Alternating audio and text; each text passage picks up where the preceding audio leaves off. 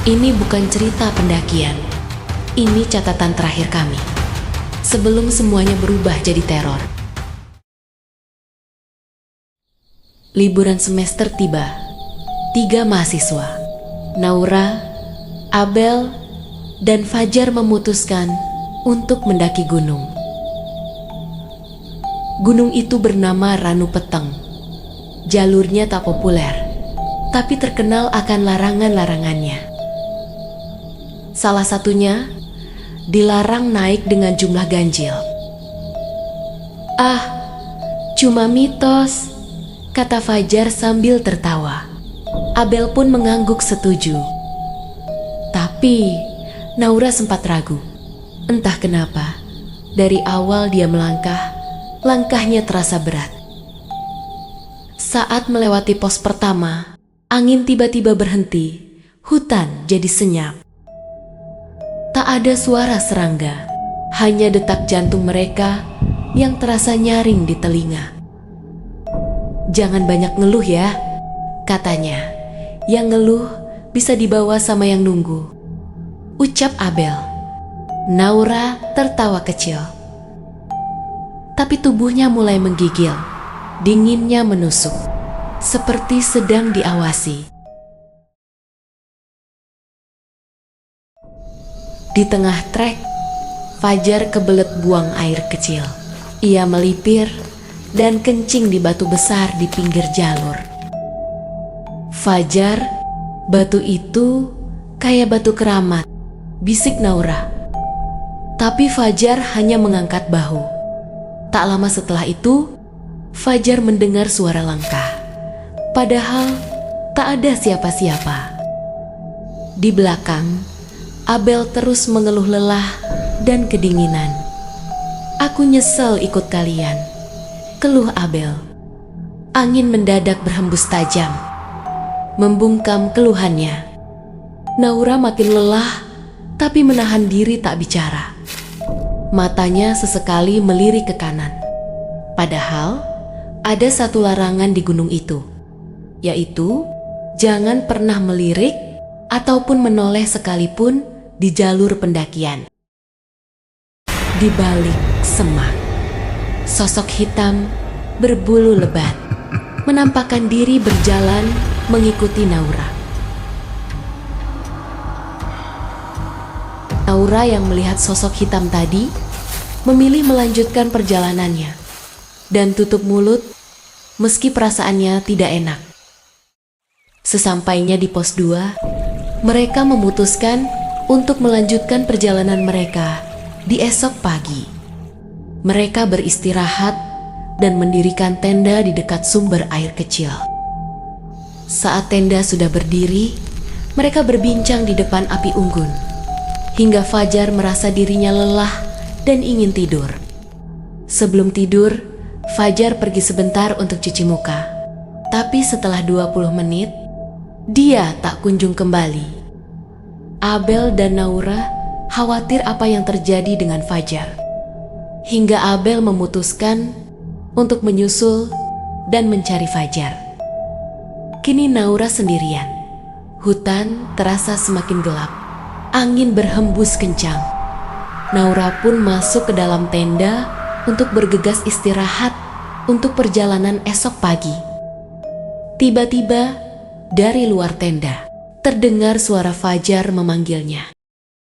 "Naura." Suaranya aneh, serak, dan datar. Saat Naura keluar tenda, ia melihat bayangan Fajar berdiri membelakanginya. "Fajar, Abel baru aja nyariin kamu loh," ucap Naura. Tapi sosok itu diam tak menjawab apapun. Naura pun mendekat, dan sosok itu pun menoleh dengan wajah menyerupai Fajar.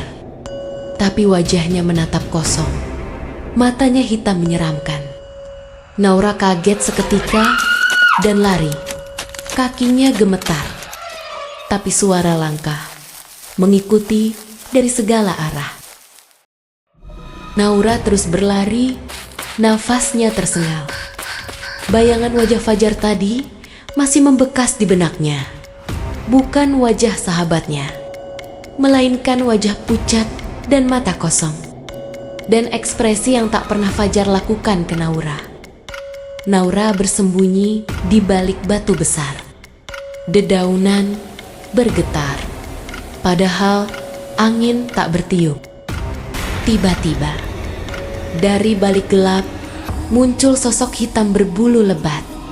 Matanya menyala merah, menatap tajam ke arah Naura. Sosok hitam itu berbicara kepada Naura.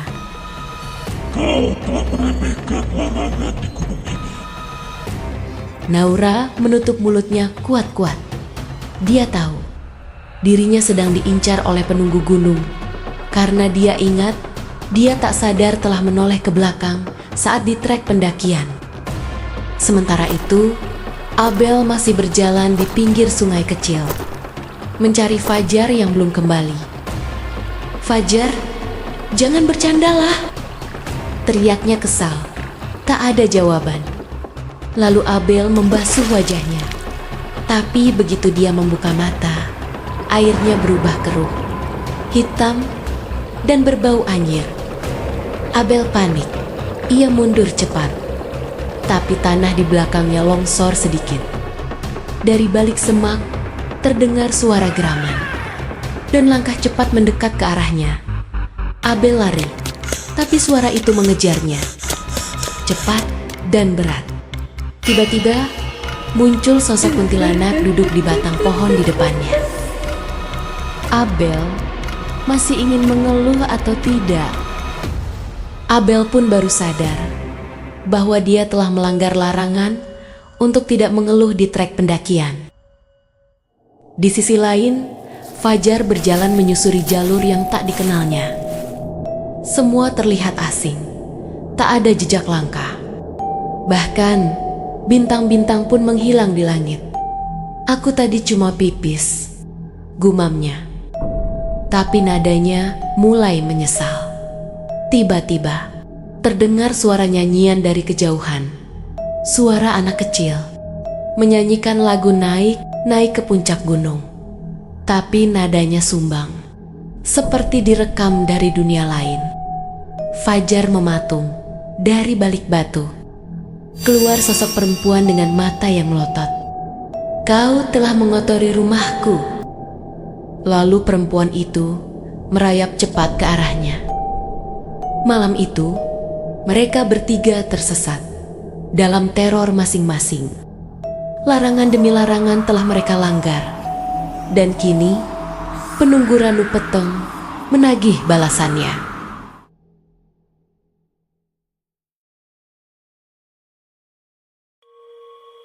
Naura terbangun. Ia tertidur di balik batu. Langit sudah mulai terang. Tapi tubuhnya merinding, seperti masih dalam mimpi buruk.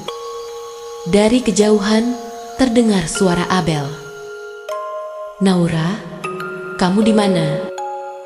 Dengan sisa tenaga, Naura berdiri dan membalas teriakan itu.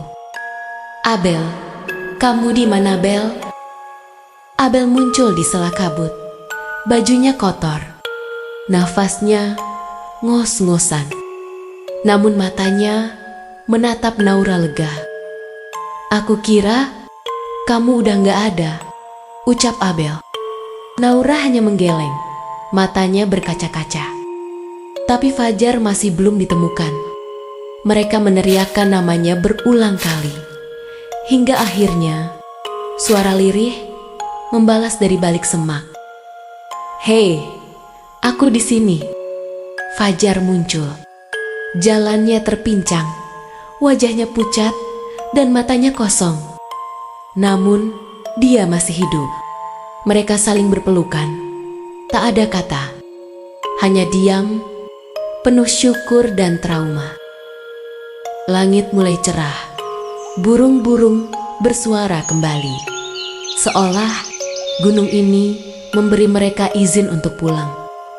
Di gerbang jalur pendakian, seorang bapak tua duduk di warung kecil. "Selamat ya, Nak. Jarang yang bisa turun kalau sudah melanggar," kata si bapak, menatap mereka dalam. Mereka hanya bisa tersenyum karena tahu mereka selamat, bukan karena kuat, tapi karena diberi ampun. Gunung Ranu Petang bukan untuk didaki oleh mereka yang sombong dan sembrono, karena tiap larangan selalu ada penunggunya.